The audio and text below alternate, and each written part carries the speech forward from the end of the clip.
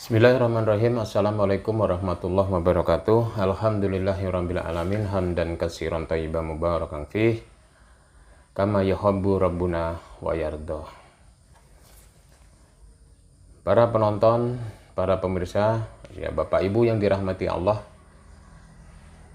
Kali ini kami akan berbagi bagaimana kita membudidayakan lele. Lele khususnya di sini adalah lele organik ya.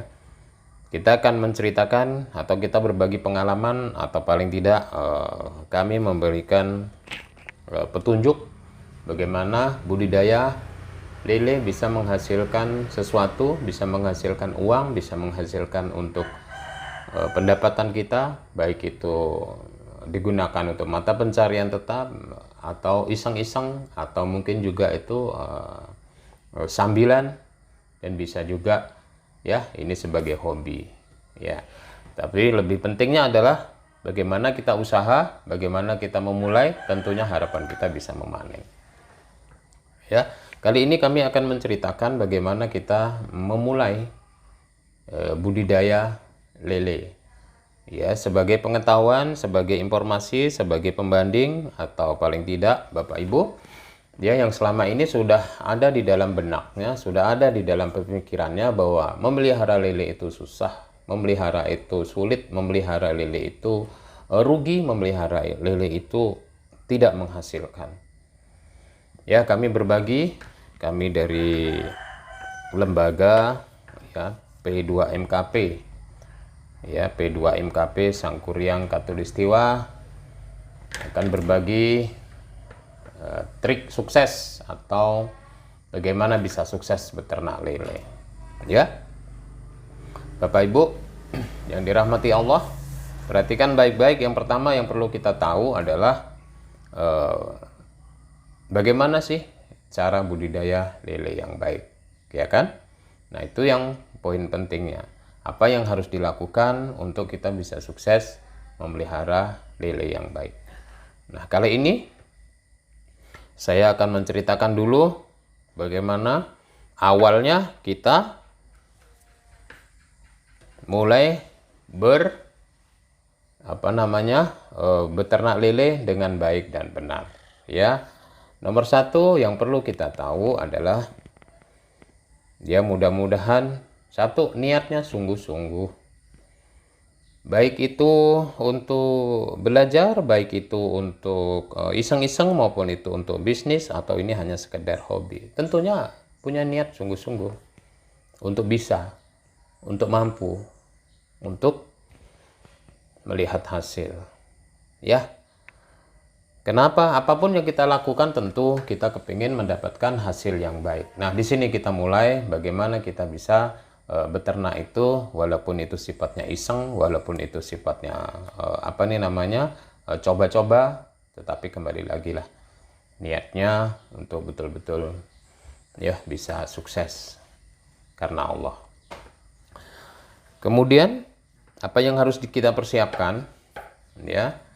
Yang pertama kali tentunya kita mempersiapkan kolam ya. Kolam bisa kolam terpal, bisa kolam semen, nah, nantinya kolam di atas bisa, atau kolam digali bisa.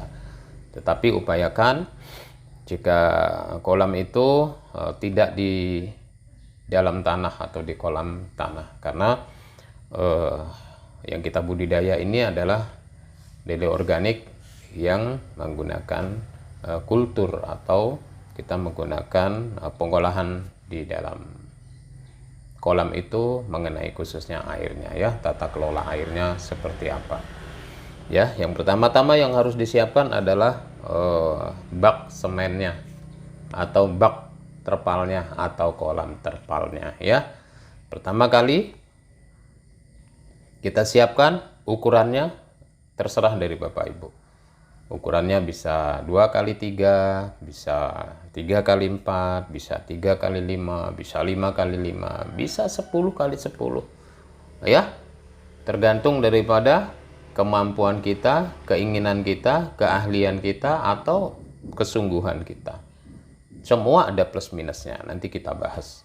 Kali ini siapkan dulu kolam yang sudah siap dan isilah kolam itu dengan air yang tidak boleh diisi penuh. Cukup separuhnya saja, yaitu kira-kira setengah meter saja. Tinggi kolam misalnya 90 cm atau 1 meter. Nah, cukup airnya dimulai dengan setengah meter saja.